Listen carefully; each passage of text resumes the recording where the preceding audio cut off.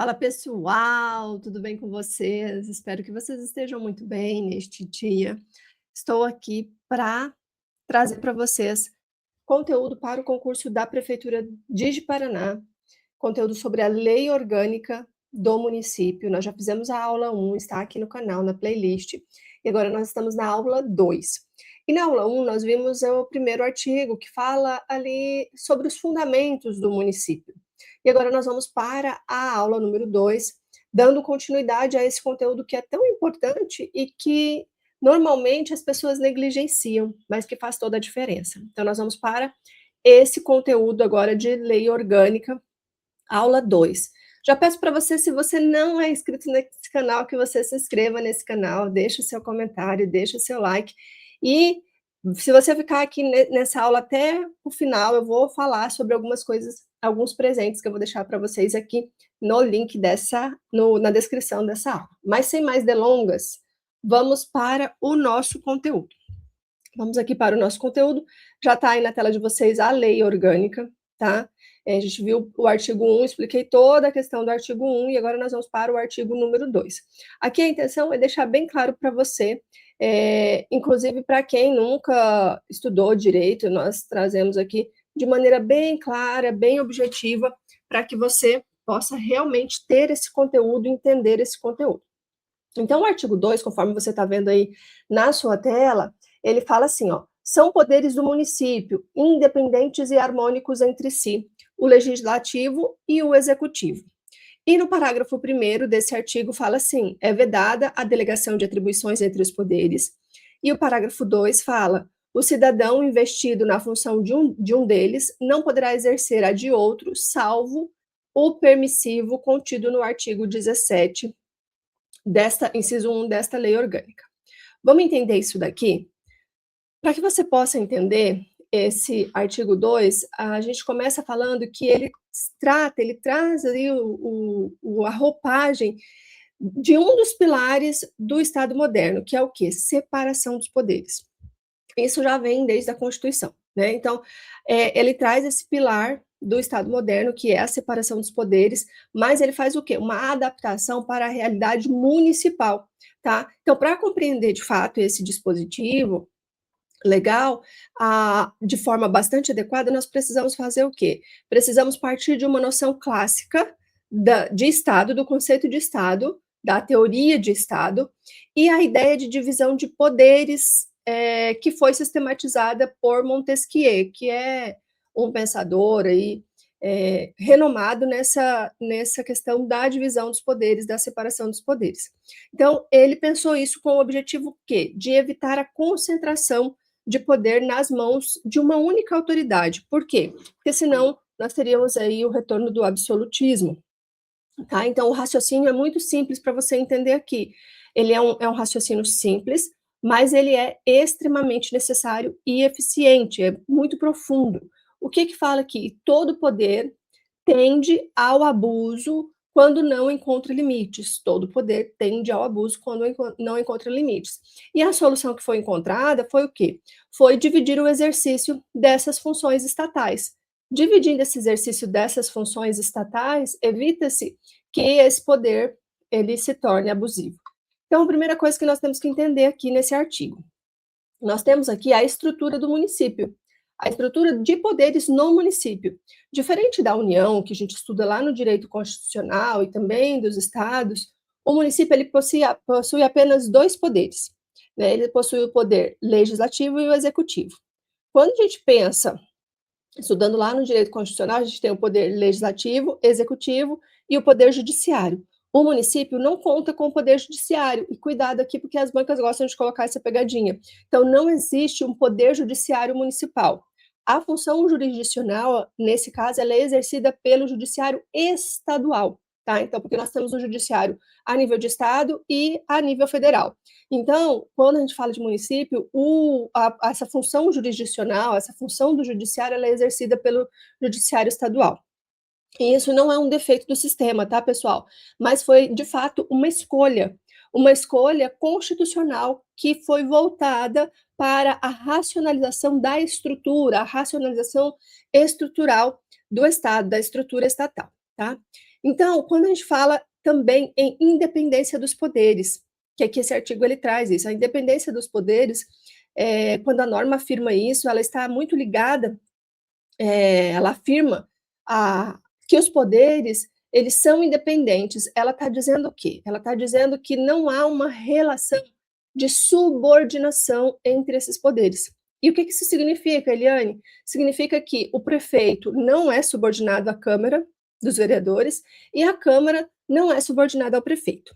Tá? Então, não tem essa subordinação. Então, cada poder, e aí, quando a gente fala do prefeito, estamos falando do poder executivo, quando a gente fala da Câmara, dos vereadores, estamos falando do poder legislativo municipal, cada poder, ele exerce as suas funções próprias e de maneira autônoma. Do ponto de vista jurídico, essa independência, ela está diretamente ligada ao conceito que chamamos de autonomia funcional, ou seja, cada poder possui competência própria que não pode ser invadida, tomada pelo outro, tá?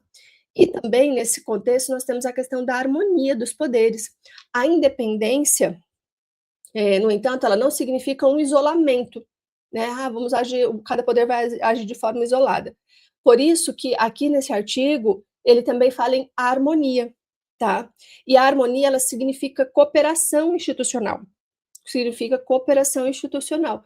Os poderes, eles devem atuar de uma forma coordenada, mas sempre respeitando as funções, suas funções, mas ainda assim de modo interagindo para garantir o funcionamento do Estado. Precisa ter essa interação.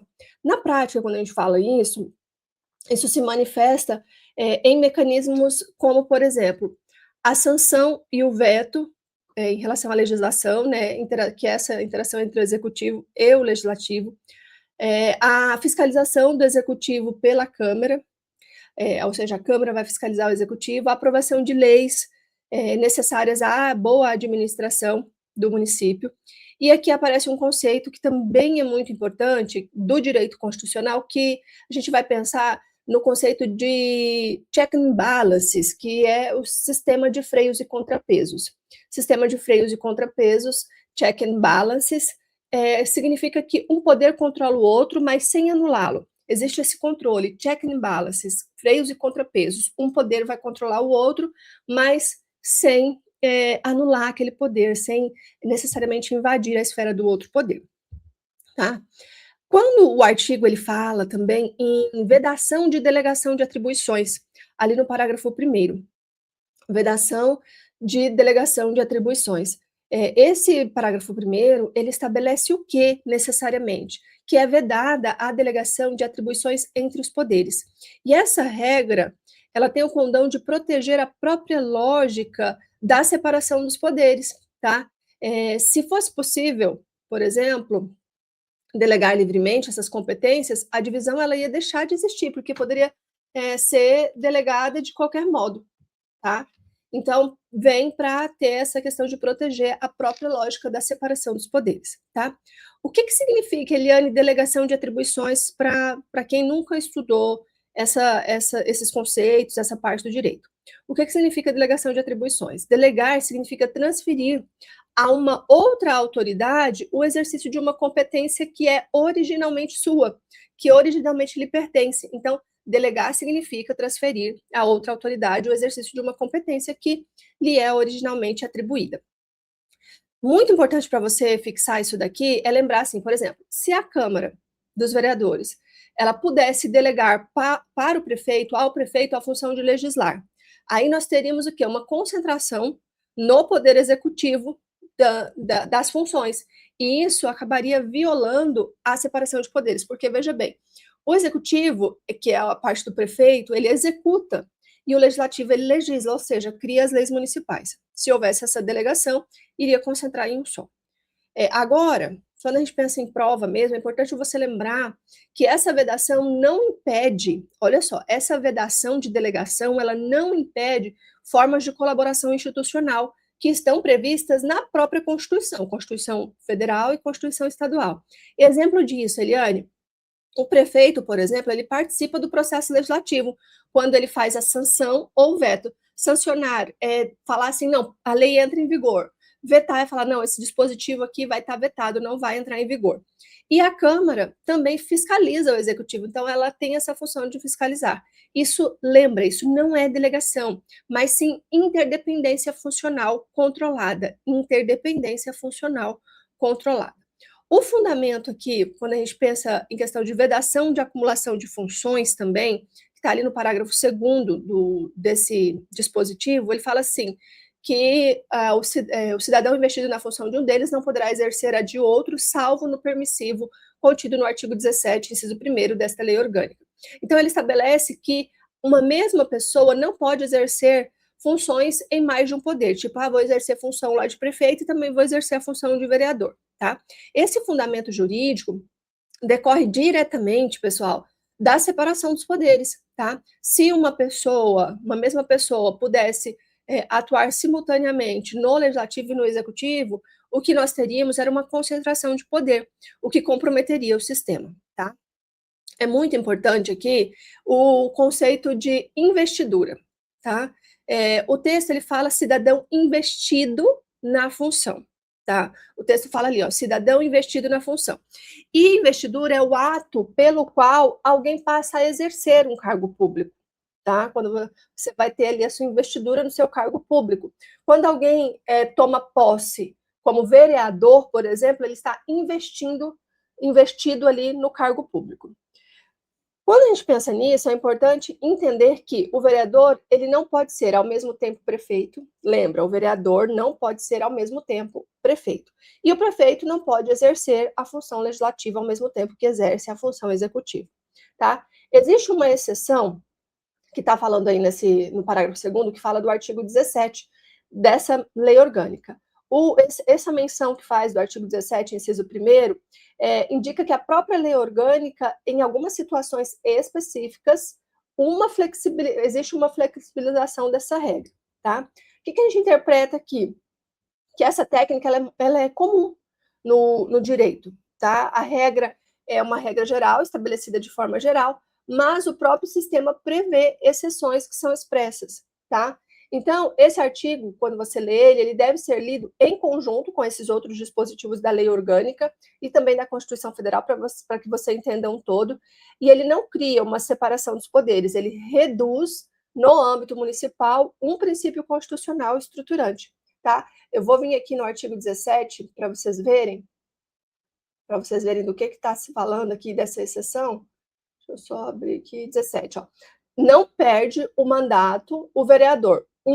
Que é o inciso que cita, investido no cargo de secretário municipal, secretário ou ministro de Estado, diretor, chefe ou coordenador de órgão ou cargo público da administração direta e indireta, presidente, diretor, chefe de seção ou de departamento de autarquia, fundação pública ou empresa de economia mista, desde que licenciado se afaste da vereança. Ou seja, ele precisa estar licenciado ali da função de vereador, tá? Então, é importante você entender que, na prática, esse artigo ele serve como um parâmetro para avaliar a validade dos atos do poder público, tá? Avaliar aí a validade dos atos do poder público. Vamos dar um exemplo? Né? Se a Câmara ela exercer função administrativa típica do Executivo, como, por exemplo, se ela fosse gerir diretamente um serviço público, isso poderia ser considerado o quê? Violação da separação dos poderes, e um ato inconstitucional. Inconstitucional, quando a gente fala inconstitucional, é porque está violando a Constituição Federal. Então, o artigo 2º, para a gente fechar esse artigo 2º, você vai lembrar que ele estabelece um modelo de organização no município, ele define não apenas quem exerce o poder, mas também define como esse poder deve ser exercido, ou seja, com a divisão, com o controle, com o equilíbrio. E se você compreender esse artigo da forma que eu falei aqui para você, você vai entender algumas coisas, como os limites de atuação de cada poder, a lógica de controle institucional e a estrutura básica, tanto do Estado quanto do município, porque aqui a gente traz do macro para o micro, Constituição Federal, Constituição Estadual e a lei orgânica do município. E aqui, pessoal, a gente encerra mais um artigo da lei orgânica do município de Ji-Paraná. Eu estou tentando trazer assim, com bastante profundidade para você.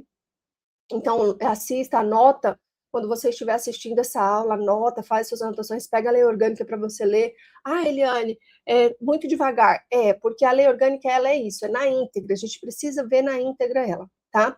Se você ficou aqui até agora, aqui na descrição dessa aula, vai ter o link para você baixar a lei orgânica, vai ter também o link de uma inteligência artificial muito legal, que te ajuda nos estudos muito mais do que o chat GPT. Já pega o link aqui para você acessar ela, tá? Tá aqui na descrição do vídeo. E também eu vou deixar aqui para você o link do meu Instagram. Se você não me segue lá no Instagram, já vai me seguir lá no Instagram, tá? Eu espero que eu tenha colaborado mais uma vez com você. Lembrando que essa aula é gratuita, tá? Ela está no YouTube de forma gratuita. Quando eu for vender um curso para vocês, eu vou falar, tá? Essa aula está gratuita, ela é gratuita no YouTube, disponível para vocês. Eu espero verdadeiramente que você esteja bem, que você esteja comprometido. Ah, e já me fala aqui se você vai fazer o concurso da Prefeitura de Paraná, lembrando que as áreas são áreas da educação e da saúde, e para que área que você vai fazer. Se tiver bastante comentário aqui nesses vídeos das aulas, talvez no final, na última aula, eu vou trazer um resumão em PDF e vou deixar para vocês baixarem aqui. Eu fico por aqui, tchau, tchau e até a próxima.